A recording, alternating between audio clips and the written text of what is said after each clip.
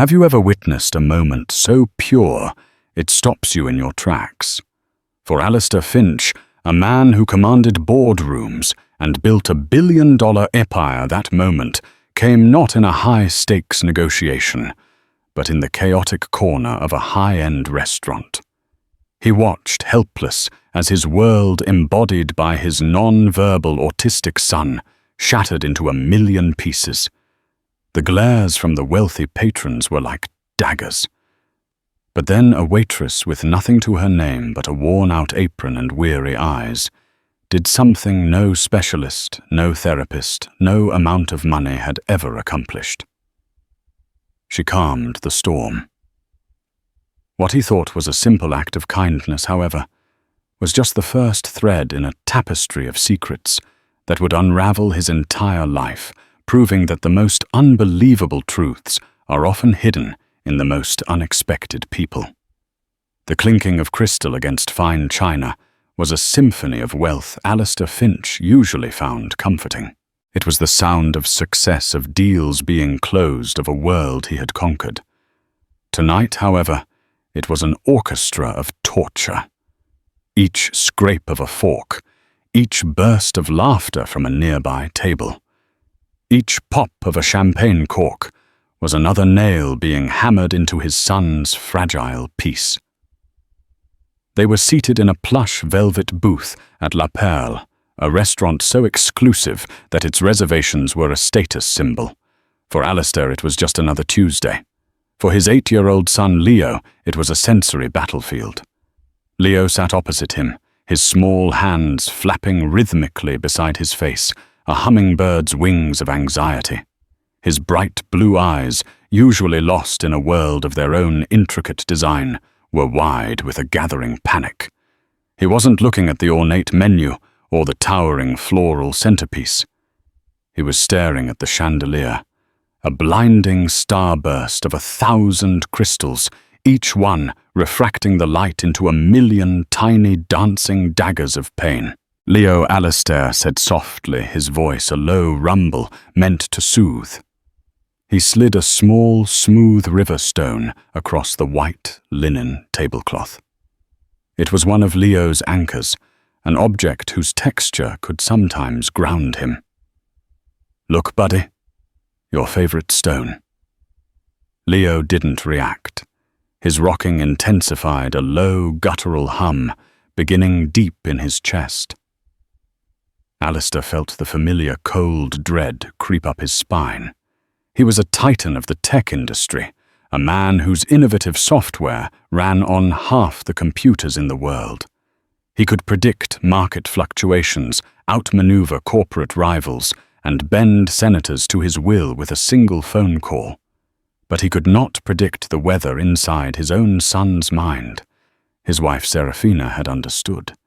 She had possessed an almost magical ability to navigate Leo's world, to see the triggers before they detonated, to hum the off-key tune that would bring him back from the brink. But Serafina was gone, taken by a swift and merciless illness, 2 years ago, leaving Alistair and Leo adrift in a sea of grief and confusion. He'd hired the best behavioral therapists, renowned child psychologists, nannies with impeccable credentials. They came with their charts and their theories, but none of them had Serafina's touch. None of them had a mother's heart. The hum grew louder, morphing into a keen, high-pitched whine. Heads were starting to turn. A woman at the adjacent table, dripping in diamonds, shot them a look of undisguised annoyance. Her husband, a portly man, with a face like a bulldog, muttered something to her, and they both smirked. Alistair's jaw tightened. He could buy and sell that man's entire company before his appetizer arrived yet. Here in this temple of opulence, he was powerless, judged, and utterly alone. "Okay, Leo." "Okay, Alistair," whispered his own panic rising. He reached for his son, a move he knew was a mistake before his fingers even made contact. The touch was the catalyst.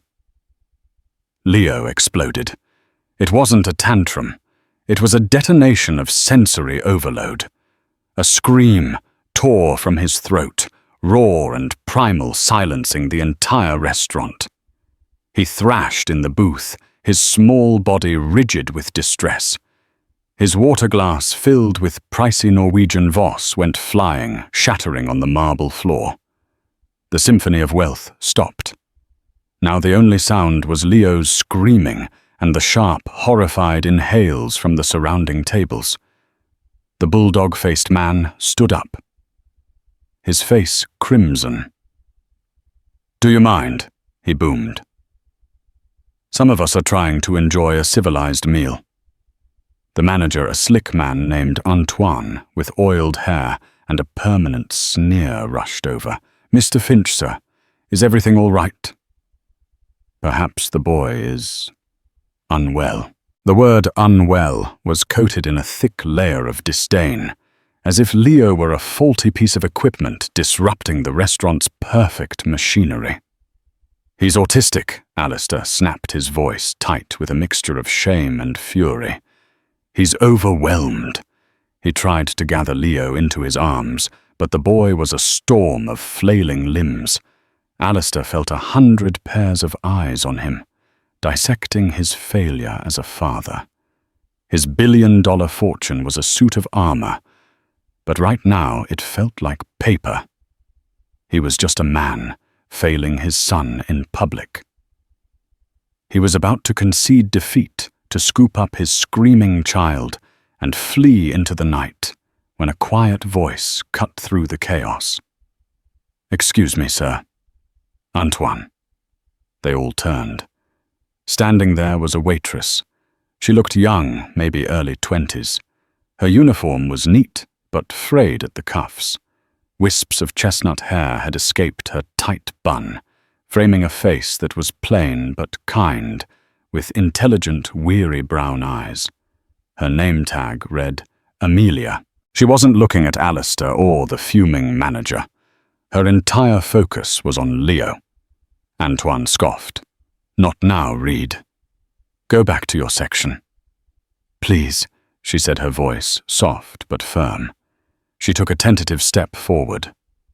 "Let me try something. Just for a second." Alistair was desperate. He had nothing to lose. The best experts in the country had failed. What could a waitress possibly do? But there was something in her eyes. Not pity, but a profound and startling understanding. He gave a curt, almost imperceptible nod. Amelia ignored the gawking patrons. She knelt on the floor amidst the shattered glass and spilled water, bringing herself down to Leo's level. She didn't try to touch him. She didn't speak to him directly. Instead, she picked up 2 silver sugar shakers from an empty adjacent table. She held them in her hands and began to tap them together gently. Clink, clink, clink, clink. It wasn't a random noise. It was a pattern, a soft, steady, predictable rhythm. Clink, clink, clink, clink. She began to hum a low melodic sound that harmonized with the metallic rhythm. It was a simple, repetitive tune, almost like a lullaby, but it was the consistency of it that was so hypnotic. Slowly, miraculously, the change began. Leo's screams subsided into ragged sobs. His flailing lessened. His wide, terrified eyes, which had been darting around the room, flickered towards the source of the sound.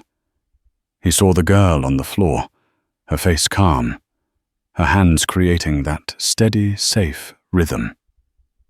Clink, clink, clink, clink. He stopped thrashing. He sat still, trembling in the booth. His gaze locked on Amelia. The storm inside him wasn't gone, but it was receding. The waves of panic were pulling back from the shore of his consciousness.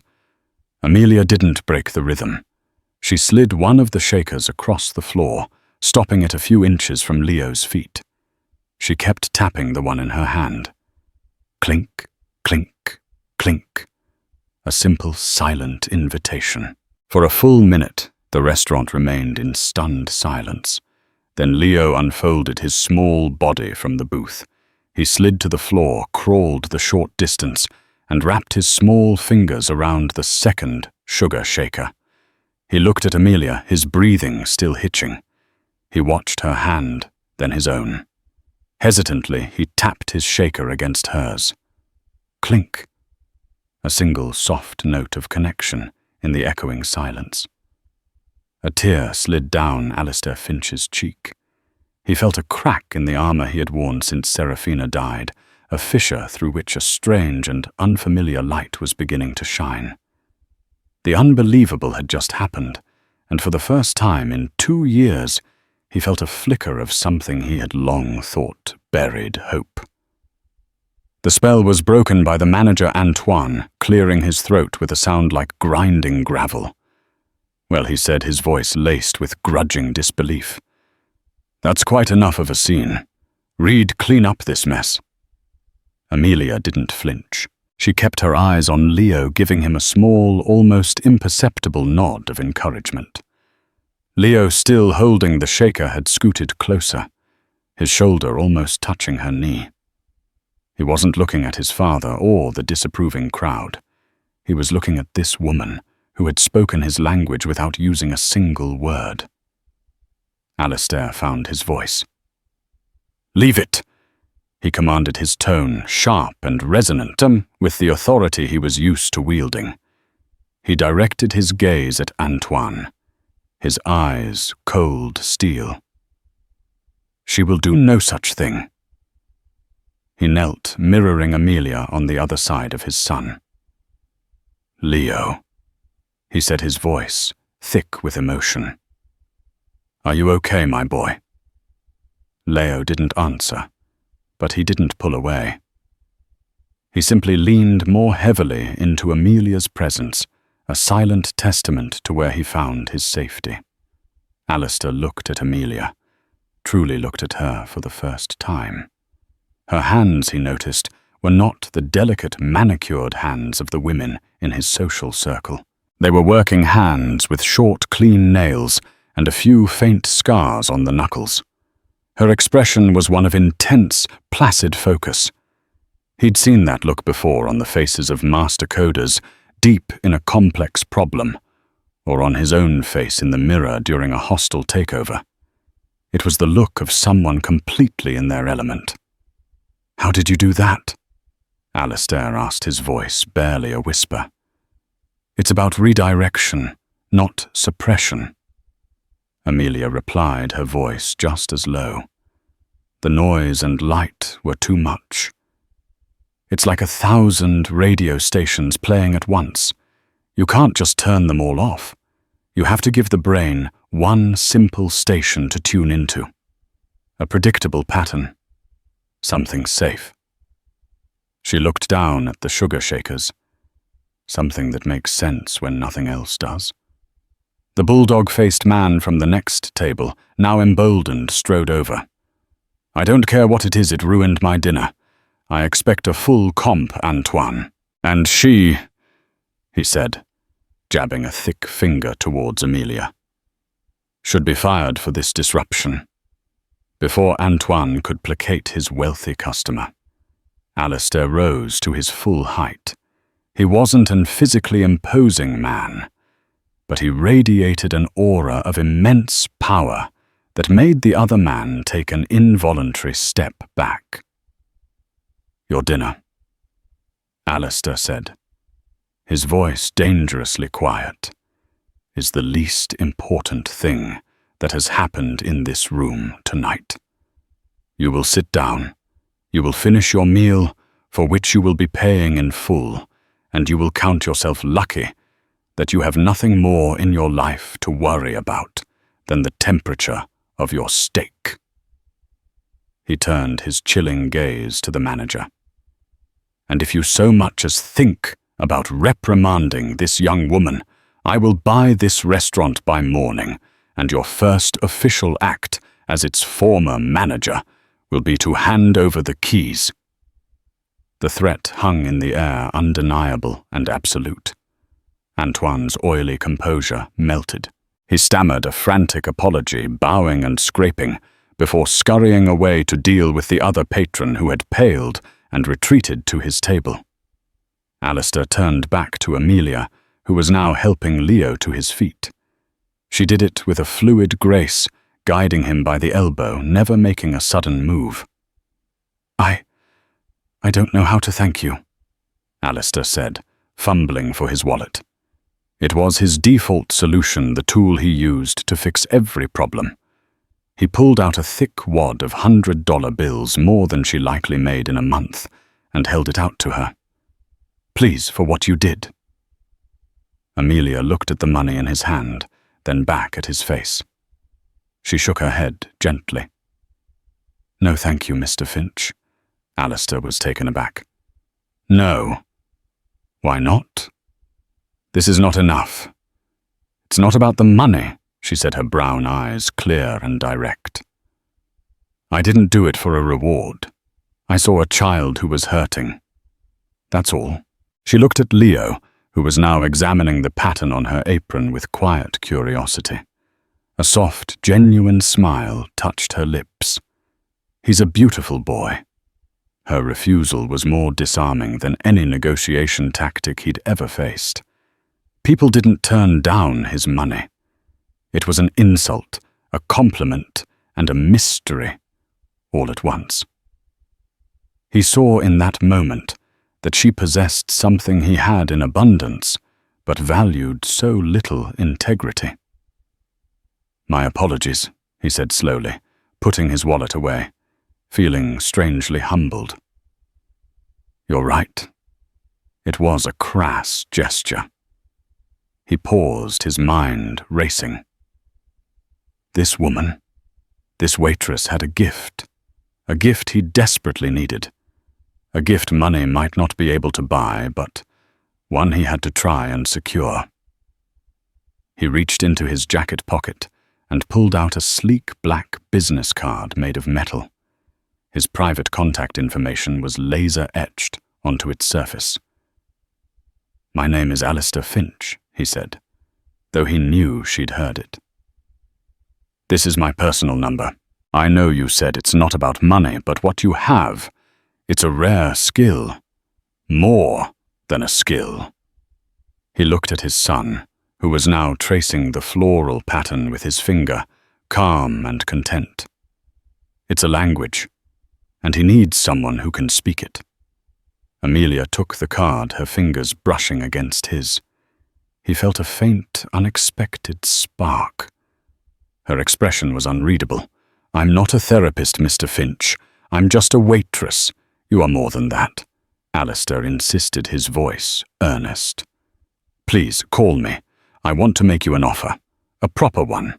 Not as a reward for tonight, but as an investment in my son's future." With a final lingering look at Leo, Amelia slipped the card into her apron pocket.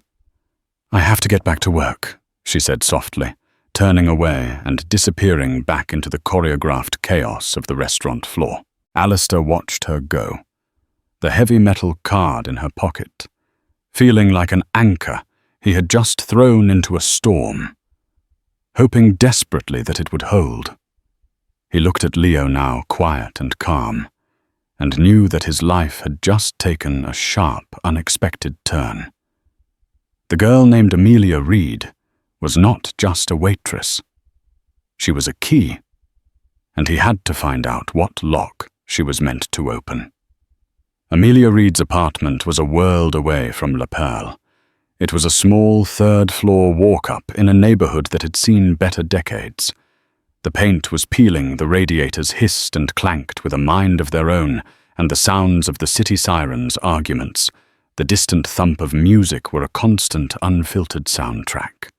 Yet it was clean, meticulously so.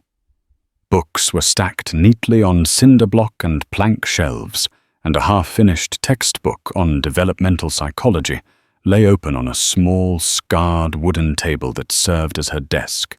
She sat at that table, the impossibly heavy metal business card resting in front of her. Alistair Finch, founder and CEO. Finch Dynamics. It felt like a piece of another universe, a relic from a fallen starship that had landed in her humble life. Her shift had ended in a blur.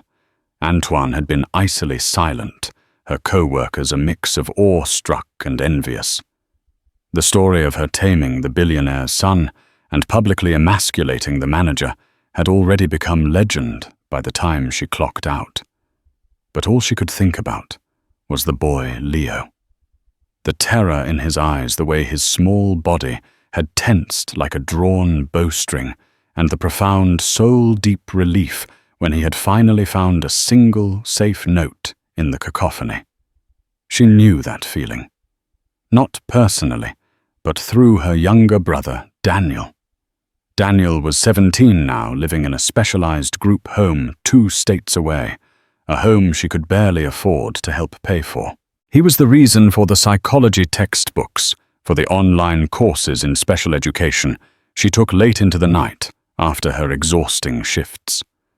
Daniel was her heart, her motivation, her secret. He was the reason she knew exactly what to do for Leo. She had spent her entire teenage life learning to speak Daniel's language. Alistair Finch's offer hung in the air, a shimmering promise. An investment, he'd called it. She knew what that meant. It meant a salary that could get her out of this apartment. It meant she could stop worrying about her brother's care, maybe even afford to visit him more than twice a year. It meant she could finally leave the exhausting, soul-crushing restaurant industry and do the work she was born to do. But it also felt dangerous. Men like Alistair Finch didn't just offer jobs, they bought lives.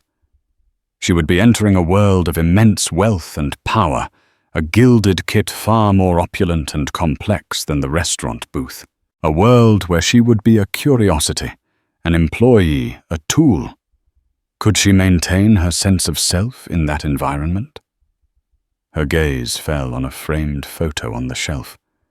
It was of her and Daniel as children, sitting on the front porch of a sprawling, beautiful house with a wide green lawn. Their family home. The home they had lost. The memory was a dull ache, a constant throb beneath the surface of her daily struggles. That loss was the defining event of her life, the great fracture that had sent her family spiraling into debt and despair. With a deep breath, she picked up her cheap, cracked screen smartphone and dialed the number on the card. He answered on the second ring. Finch.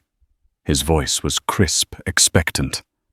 Mr. Finch, it's Amelia Reed, the waitress from La Perle. There was a pause, and she could almost hear the relief on the other end of the line.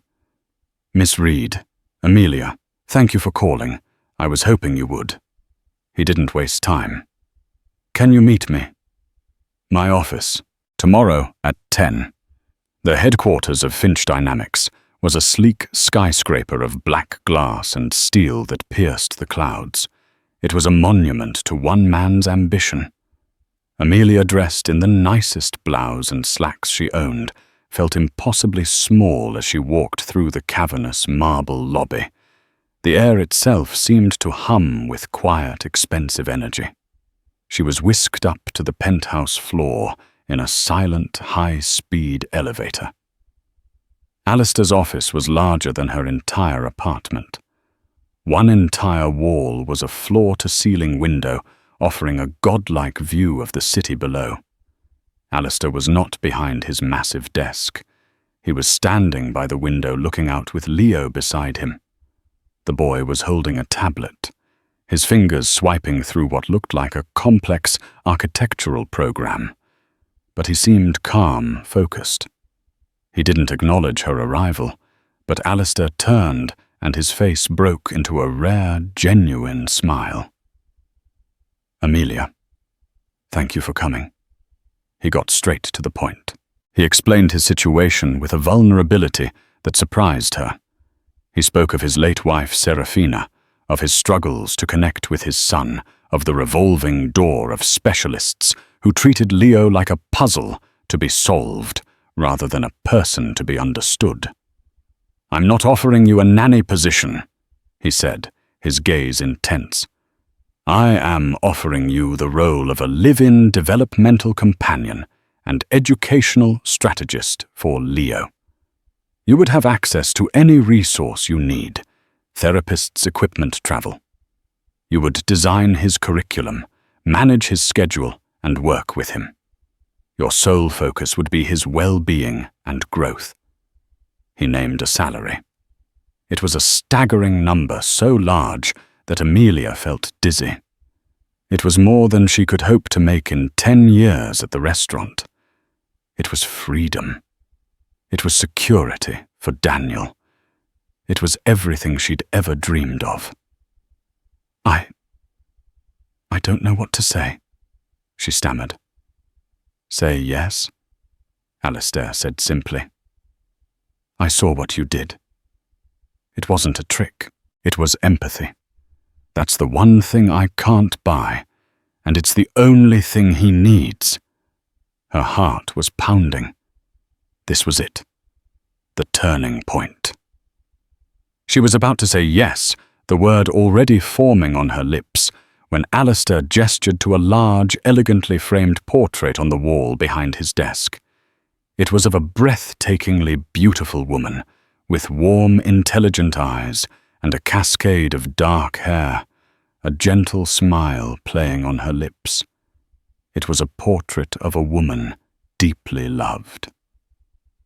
"This was my wife, Alistair," said his voice softening with a familiar grief. "Serafina. She would have loved you. She understood him so well." He paused, looking at the painting with a deep sadness. "She was one of a kind. A Vandermeer before we married. Old family, old money. But she had a heart of gold." Vandermeer. The name hit Amelia like a physical blow. The air rushed from her lungs. The world tilted on its axis, the breathtaking view from the window suddenly nauseating. Vandermeer. It wasn't a common name. It was the name etched into her memory. The name synonymous with ruin. It was the name of the powerful, ruthless family whose corporate expansion, led by its patriarch, Robert Vandermeer, had crushed her father's small, independent engineering firm a decade ago. They had used predatory tactics, leveraging a fraudulent patent dispute to bankrupt him, ultimately forcing the sale of their home and everything they owned. The stress had shattered her father's health and broken her mother's spirit. It was the reason Daniel's care had become such a crippling burden. She stared at the portrait of Serafina Vandermeer Finch. The wife of the man offering her salvation was the daughter of the man who had orchestrated her family's damnation. Alistair was looking at her, a flicker of concern on his face. "Are you all right? You've gone completely pale."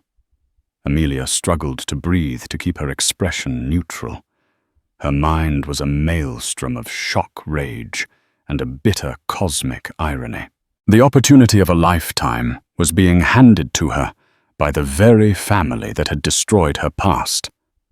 Helping Leo would mean taking money that felt like blood money.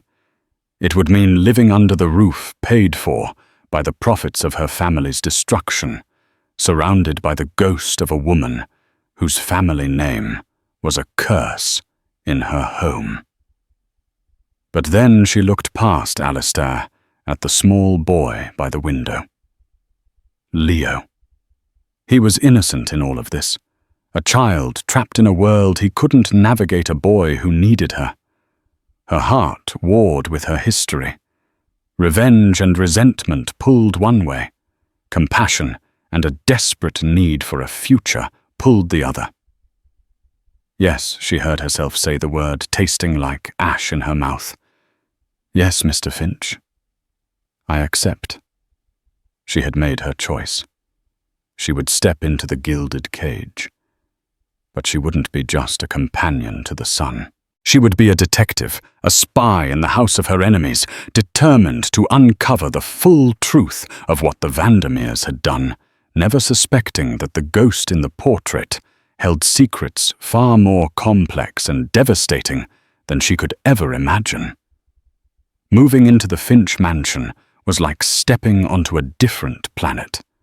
The sprawling estate, set on acres of manicured woodland just outside the city, was less a home and more a private resort. It had a staff, a silent, efficient team that glided through the halls maintaining the sterile perfection of the place. But for all its grandeur, the house was cold. It was a museum of a life, not a home filled with one. It echoed with the absence of Serafina. Amelia's quarters were in a separate wing, a suite of rooms larger and more luxurious than any apartment she could have ever afforded. But she spent little time there. Her world quickly shrank to encompass one person, Leo. The first few weeks were a delicate dance of building trust. She didn't push. She observed. She learned that Leo communicated not with words, but with patterns. The way he arranged his dinosaur figures told her his mood. A line of stegosauruses facing the window meant he was calm and open. A chaotic pile of T-Rexes meant a storm was brewing. She learned his sensory triggers, the hum of the refrigerator, the scent of a certain cleaning product, the texture of wool. And she learned his anchors, the feel of smooth stones, the scent of lavender. She dabbed on a soft cloth, the rhythmic sound of a tapping pen. Alistair watched from a distance, a mixture of awe and relief on his face. He saw his son slowly unfurling like a delicate fern. There were fewer meltdowns. There were even moments of connection. One afternoon, Amelia was on the floor with Leo, building a complex tower of magnetic tiles. Without looking up, Leo pushed a blue, triangular tile toward her hand. It was a request, an acknowledgement, a shared moment of creation. For Alistair, who had become accustomed to existing in a parallel orbit to his son, it was a miracle. He began to join them. At first, he would just sit in the room reading a report, but his eyes were always on them. Then Amelia started to draw him in. "Mr. Finch," she'd say gently. "Leo needs the long red piece. Could you find it?" She called him Mr. Finch, maintaining a professional boundary, but she was slowly teaching him the language his son spoke. He learned to be quiet, to move slowly, to offer, not demand. Alistair found himself captivated by Amelia. It wasn't just her skill with Leo. It was her quiet dignity, her unshakable integrity. She never asked for anything for herself. When he offered to buy her a new car, she politely declined, saying her old one worked fine. She ate her meals with Leo in the sun-drenched breakfast nook, not in the cavernous dining hall. She was in his world, but not of it. And this made her more intriguing than any of the sophisticated, ambitious women who moved in his circles. A dangerous, unfamiliar warmth began to grow in the cold, empty spaces of his heart. But beneath Amelia's calm, professional exterior, a second secret mission was always running. The name Vandermeer was a constant low hum of resentment in the back of her mind. Every beautiful vase, every expensive painting was a reminder of the money that had been built on her family's ruin. During the quiet hours when Leo was asleep and Alistair was on late-night calls with his international offices, Amelia began her search. She wasn't sure what she was looking for. A confession, an incriminating document, anything that would give her leverage, that would validate the righteous anger she had nursed for a decade. She started in the main library, a 2-story rotunda of books. She subtly scanned the shelves, looking for old business journals or files related to Vandermeer Industries. She found nothing. The Finch and Vandermeer businesses had always been kept separate. Her investigation led her to Alistair's private study. It was the heart of the house, a sanctuary of dark wood and leather, dominated by the portrait of Serafina. Entering it felt like a transgression. One night, armed with a plausible excuse of looking for a specific book on child development she thought might be there, she slipped inside. The room was a shrine to Alistair's life awards on the shelves, photos of him with world leaders, and everywhere photos of Serafina. Serafina and Alistair on their wedding day. Serafina laughing on a sailboat. Serafina holding a newborn Leo, her face a portrait of pure adoration. Looking at the photos, a flicker of doubt entered Amelia's heart. This woman didn't look like a villain. She looked happy, kind, loving. Could a woman with a face like that be complicit in the cruel destruction of another family? Or was she just a pampered princess, willfully ignorant of the source of her wealth? Amelia's eyes scanned the room and fell upon a small ornate rosewood box on a bottom shelf tucked away behind a row of leather-bound classics. It was not a new, sleek object like everything else in Alistair's world. It was old, feminine, and slightly worn. It looked like it had belonged to her. Her heart pounded. This was it. This was a private space. With trembling fingers, she lifted the heavy lid. Inside it was not filled with jewelry or mementos, but with letters. Bundles of them tied with faded silk ribbons. Most were love letters between Alistair and Serafina from their courtship, and Amelia felt a pang of guilt reading their intimate words. But one bundle at the very bottom was different. These were letters written in Serafina's elegant script, but they were addressed to her father, Robert Vandermeer. And they were not loving. She carefully untied the ribbon. The first few letters were from years ago, shortly after her marriage to Alistair. Father one began, "I must again protest the methods you employed against the Reed engineering firm. Alistair's lawyers have reviewed the case file at my insistence, and while your actions may have been technically legal, they were morally bankrupt. You have ruined a good man of family. This is not the legacy I wish to be a part of."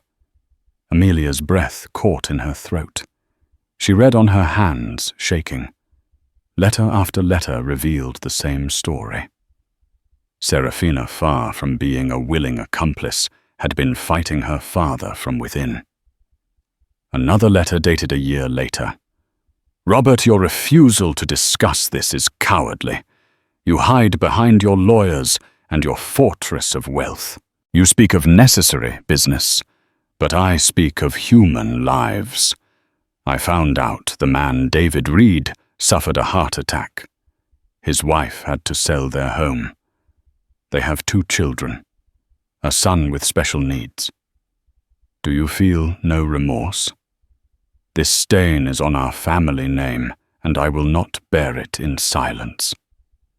Tears welled in Amelia's eyes. This was her family. Her father David, her brother Daniel. Serafina Vandermeer had known about them. She had known, and she had fought for them. The final letter was the most devastating. It was dated just 3 months before her death, the handwriting slightly less steady. "Father, I have been unable to locate the Reeds. They have disappeared, likely buried under the weight of the hardship you inflicted upon them. My illness is progressing, and I fear I am running out of time. I am setting up a private anonymous trust. It is my hope that one day I can find them and make some small amends, though I know no amount of money can repair what you broke. You have built an empire on the rubble of other people's dreams. I hope you are proud. I am only ashamed." Amelia sank to the floor, the letters clutched in her hand.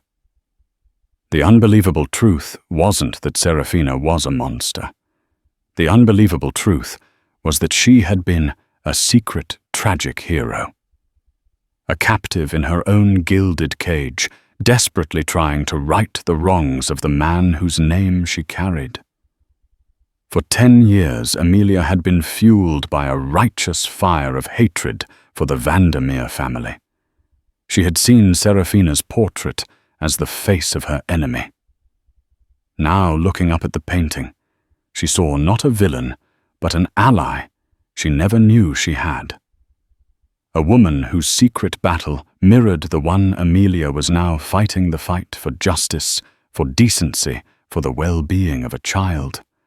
The ghost of Serafina Vandermeer was not a spectre of guilt to be exorcised. She was a silent partner. And the letters in Amelia's hands were not just an absolution of the mother's sins. They were a weapon Serafina had left behind, waiting for someone to find it. And Amelia now knew exactly what she had to do. The next morning, the atmosphere in the Finch mansion was charged with a tense, unspoken energy. Amelia had barely slept.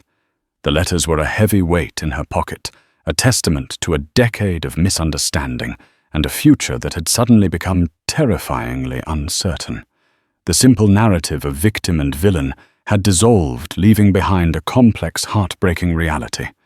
Her anger towards the Vandermeer name had not vanished, but it had been transformed, re-aimed from the daughter to the father, Robert Vandermeer, the true architect of her family's pain. She now faced a monumental choice. She could use the letters as leverage for herself, a private tool for revenge or restitution. Or she could reveal them to Alistair. The thought was terrifying. It would mean confessing her own identity, her deception, and the secret reason she had been combing through his private life. It would shatter the fragile trust they had built. He might fire her, throw her out, see her as nothing more than a calculating opportunist who had used his son to get close to him. The life she had just begun to build, the safety net for her brother, could all be destroyed. But as she watched Alistair sitting with Leo at breakfast, patiently helping him peel an orange segment by segment, just the way she'd shown him, she knew she couldn't keep the secret. Alistair deserved the truth, not just about her, but about the woman he had loved and mourned. Keeping the letters hidden would be a betrayal not only to him, but to the memory of Serafina herself, whose last wish had been for this truth to come to light. "Mr. Finch," she said, her voice steadier than she felt. "Alistair, could I speak with you in your study when you have a moment? It's important." Her use of his first name, a boundary she had never crossed, made him look up. He saw the gravity in her eyes and nodded slowly. "Of course. I'll be there in 10 minutes. She waited for him in the study, standing before the portrait of Serafina. It felt as if the woman in the painting were giving her silent encouragement. When Alistair entered, he closed the doors behind him, his expression a mixture of curiosity and concern. "What is it, Amelia? Is something wrong with Leo?" "Leo is fine." She began, her heart hammering against her ribs. "This is about my presence in this house. It hasn't been entirely honest." She took a deep breath and began the story. She told him her full name, Amelia Reed. She told him about her father, David Reed, and his small engineering firm. She told him about the fraudulent patent dispute, the bankruptcy, the loss of their home, her father's broken health. She watched Alistair's face as she spoke, saw it shift from confusion to dawning, horrified recognition. The name Reed Engineering clearly rang a distant, unpleasant bell. "I took this job because I needed the money for my brother." She confessed, her voice thick with emotion. "But I also took it because I saw an opportunity to be inside the world of the family that destroyed mine. I saw the name Vandermeer, and I was filled with a decade's worth of anger. I have been looking for something. Proof. Leverage. I don't even know. Last night I violated your privacy. I opened that box. She gestured towards the rosewood box on the shelf. Alistair's face hardened. A flicker of betrayal, cold and sharp, flashed in his eyes. This was the moment she had feared.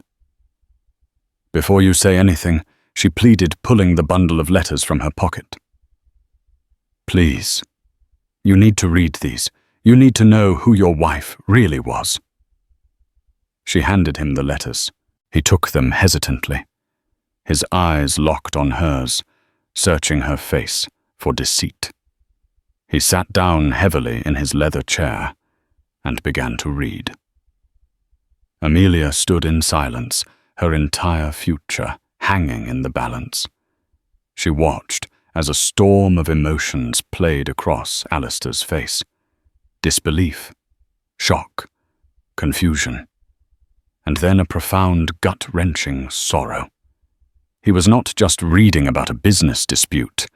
He was reading the secret history of his wife's heart. He was discovering a private torment she had hidden from him, a moral battle she had fought alone.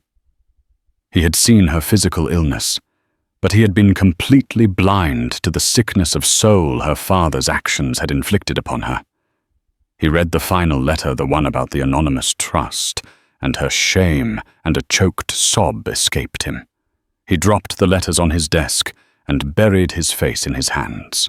The image of the powerful, untouchable billionaire shattered, leaving only a grieving husband who had just discovered the true weight of the cross his wife had borne.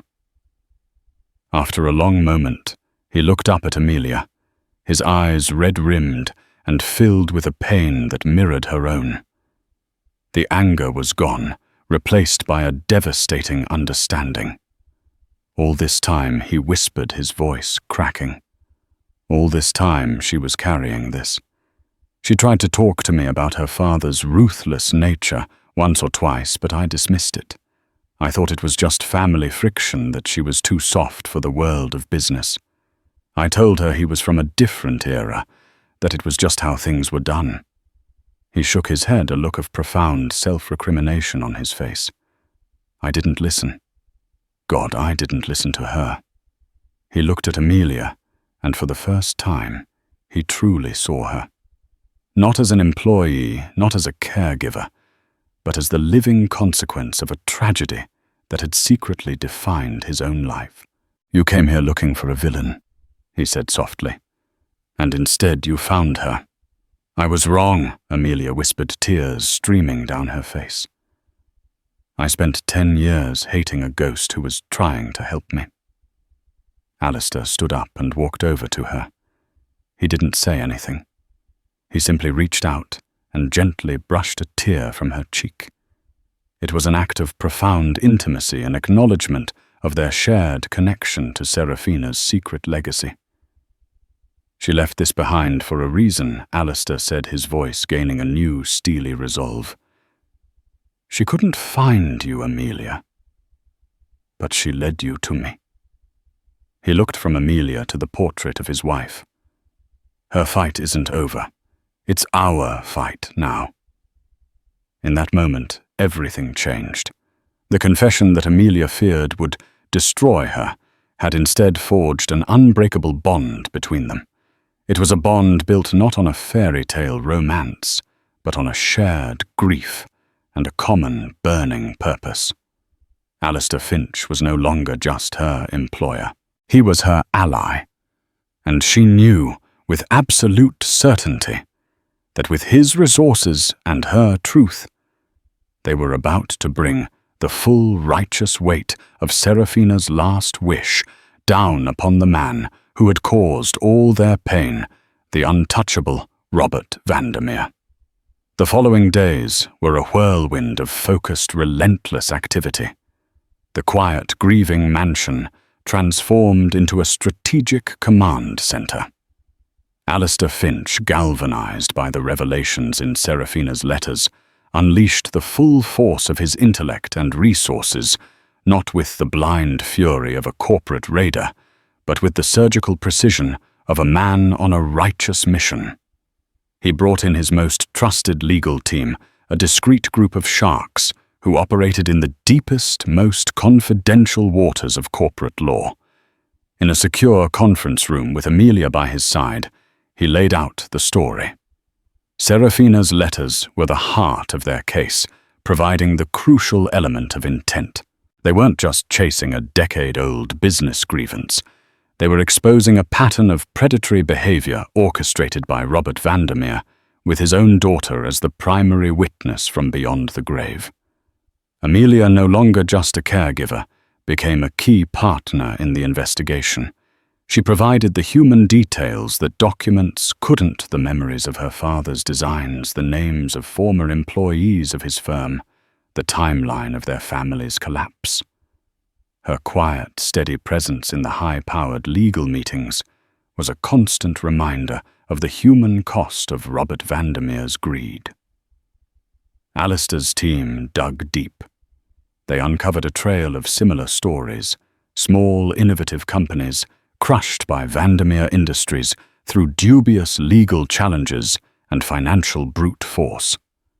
Serafina's private trust, which she had successfully established before her death, sat untouched, a silent monument to her thwarted intentions.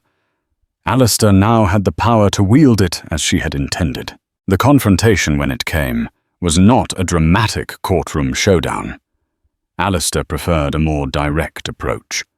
He requested a private meeting with his father-in-law at the Finch Dynamics Tower. Robert Vandermeer, an imposing man with a mane of silver hair and eyes as cold as a winter sky, arrived, expecting a discussion about Leo's inheritance or some other family matter. He walked into the penthouse office where Amelia had accepted the job weeks earlier. This time, however, she was not standing meekly to the side. She was sitting at the conference table next to Alistair, directly opposite him. "Alistair, what is the meaning of this?" Robert boomed, gesturing dismissively at Amelia. "Why is the help present for a family discussion?" "She is not the help," Robert Alistair said, his voice level and dangerously calm. "Her name is Amelia Reed, and this is not a family discussion. This is a reckoning." Alistair laid one of Serafina's letters on the polished table. Robert's arrogant composure cracked as he recognized his daughter's handwriting. One by one, Alistair laid out the letters, the evidence of his corporate raiding, and the plans for the trust. Serafina knew, Alistair said, his voice cutting through the silence. She knew, and she was ashamed. She spent the last years of her life trying to undo the damage you caused, the stain you put on her name. For the first time, Amelia saw a flicker of genuine emotion in the old man's eyes. Not remorse, but fear. Fear of exposure, of the destruction of the pristine public image he had so carefully cultivated. The choice Alistair offered him was simple and brutal. He could face a public lawsuit, a scandal that would decimate his company's stock and forever tarnish his legacy with his own daughter's words. Or he could do it the quiet way. He would use the funds from Vandermeer Industries to fully capitalize Serafina's trust, multiplying its value tenfold. He would then issue private formal apologies and make full financial restitution with interest to the Reed family and every other family his tactics had ruined. Then he would retire effective immediately and disappear from public life. Checkmated Robert Vandermeer folded. The fight went out of him, replaced by the hollow shell of a defeated tyrant. In the weeks that followed, Amelia's life was irrevocably changed. A quiet official transfer of a staggering sum of money appeared in an account set up for her family. It was more than enough to ensure her father's comfort, to pay for the best possible care for Daniel, and to secure their future for generations. but the money felt secondary to the justice it represented. One crisp autumn afternoon, Alistair found Amelia in the garden watching Leo, who was happily identifying different species of birds with an app on his tablet. The boy who had once been terrified by the world was now actively, joyfully engaging with it. "I'm dissolving the anonymous trust," Alistair said, standing beside her. Amelia looked at him confused. "What? Why, after everything we did?"